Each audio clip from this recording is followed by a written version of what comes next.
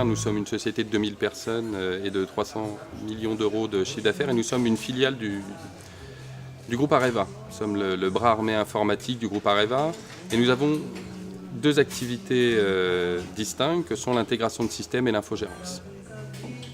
Notre caractéristique essentielle, c'est tout d'abord une société avec un très haut niveau d'ingénierie technique et une société qui adresse aussi bien les problématiques de sûreté et de sécurité de manière très pointue. C'est tout simplement dû probablement à nos gènes et à notre appartenance à un grand groupe nucléaire. Nous avons l'habitude de traiter nos activités, qu'elles soient des activités d'infogérance ou d'intégration de systèmes, dans un souci de qualité et de sûreté de fonctionnement ainsi que de sécurité qui nous permet d'être vraiment à la pointe de ce type d'activité aujourd'hui dans le domaine informatique.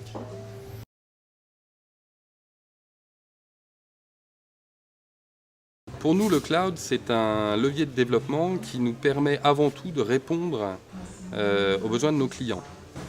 Donc il y a l'aspect technique du cloud qui, comme je l'évoquais précédemment, doit avoir un aspect sécurité et de sûreté de fonctionnement important.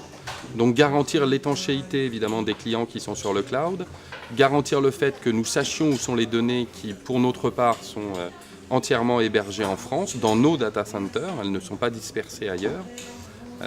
Et par ailleurs, nous garantissons une sûreté de fonctionnement aussi importante par une stratégie de dual site de nos plateformes de cloud. C'est-à-dire qu'on a une première plateforme qui est sur un premier data center et si jamais on perd le premier data center, on peut avoir une stratégie de recovery sur un second data center. Donc on est toujours sur ce fil rouge qu'est la sécurité et la sûreté de fonctionnement.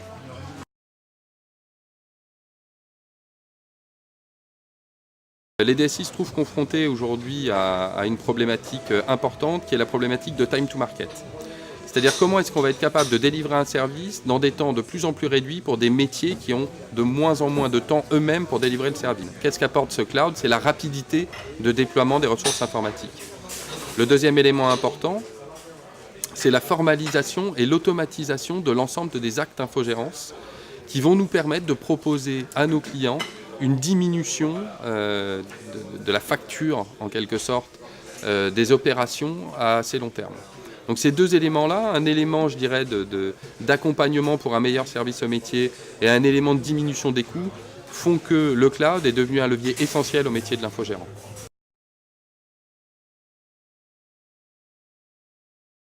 Le premier point, comme je l'expliquais, c'est le time to market. Comment est-ce qu'on va répondre plus vite au métier?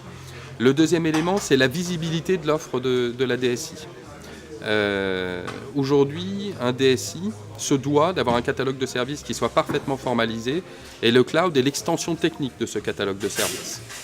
Le troisième élément, c'est le fait qu'aujourd'hui, le DSI est de plus en plus confronté à des utilisateurs qui ont l'habitude de commander simplement des applications, par exemple sur iTunes, sur App Store. Et le cloud doit fournir aujourd'hui, le cloud d'entreprise, doit fournir exactement le même type de service. C'est-à-dire qu'un utilisateur doit pouvoir aller sur le cloud d'entreprise et télécharger une application à la demande. Et le quatrième élément, c'est un élément avant tout financier pour la DSI, ça va être une facturation sur qu'on appelle du pay as you use.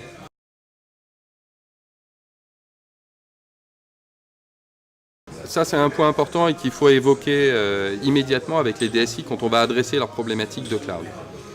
Tout d'abord, pour les raisons qu'on vient d'évoquer précédemment, si on a un système d'information qui ne varie pas dans le temps, c'est-à-dire qu'il n'y a pas vraiment d'allocation de nouvelles ressources, que le système d'information, je dirais, a très peu de variabilité, le cloud n'est pas bien adapté. Le deuxième élément, ça concerne les applications hautement critiques. Euryware intervient particulièrement dans le domaine de l'industrie et sur des applications industrielles très critiques, le cloud est assez peu adapté.